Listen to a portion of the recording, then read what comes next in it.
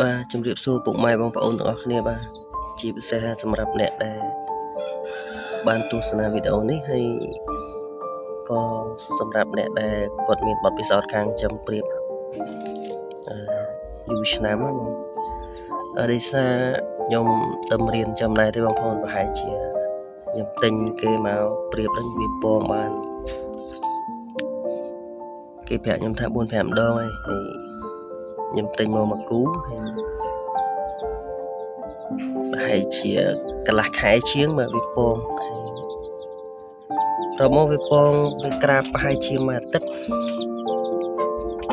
វាបែកពងអញ្ចឹងអាមួយឡើងវល់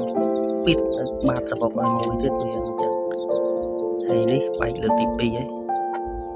ខ្ញុំមិនដឹងថាមកពីមូលហេតុអីទេបងប្អូនអាចដឹងជួយ comment ប្រាប់ផងព្រោះស្ដាយដែរបងប្អូនបានពងភាសាហើយខ្ញុំមានអារម្មណ៍ថាសបកពងវាស្ដើងមែនតើដូចរឹងដូចពងមាន់ពងទាបងប្អូន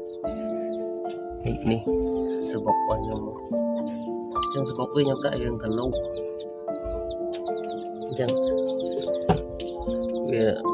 ខ្ញុំមិនដឹងថាខ្ញុំធ្វើសបកអត់ត្រូវឬក៏ព្រៀបវាអត់ចេះក្រាបឬក៏មិនទេបងប្អូនណាមានបទពិសោធន៍ដឹងជួយ comment ប្រាប់ព្រោះខ្ញុំសង្កេតឃើញថាប្រហែលជាមួយអាទិត្យយូរបំផុតគឺវា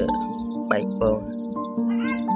អានេះរៀងនៅសល់ត្រង់ទ្រីភាសាមុនវិញក៏បែកកប៉ាល់ខ្ទេចហើយសបុកវាខ្ញុំអត់យល់ដែរខ្ញុំអត់ដឹងដែរខ្ញុំអត់ដែលមានបទពិសោធន៍ជាមួយចំបែកក្រាបបែកពងអញ្ចឹងមានចំណេញទេបងប្អូនខាតចំណៃខាតតែពេលបងប្អូនណាដឹងជួយខ្ញុំប្រាប់ផងខ្ញុំមិនដឹងថាមកពីមីអត់ចេះក្រាបឬក៏បញ្ហាសបុកឬក៏មិនបងប្អូនអត់ត្រង់វាខ្ញុំគិតថាវាមិនចៀតទេប៉ុណ្ណឹងតឹងវា1ម៉ែត្រជាងបដោយវា1ម៉ែត្រជាងដែរខ្ញុំគិតថាវាមិនចៀតស្ដាយដែរ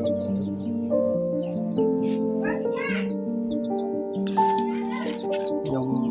អត់ដឹងថាបញ្ហាអីប្រកាសដែរ2ដងហើយមិនម្ដងចឹងខ្ញុំគិតថាវាពងបែករហូតបើ2ដងហើយនេះសបុកវាបាទអរគុណបងប្អូនដឹងជួយ comment ប្រាប់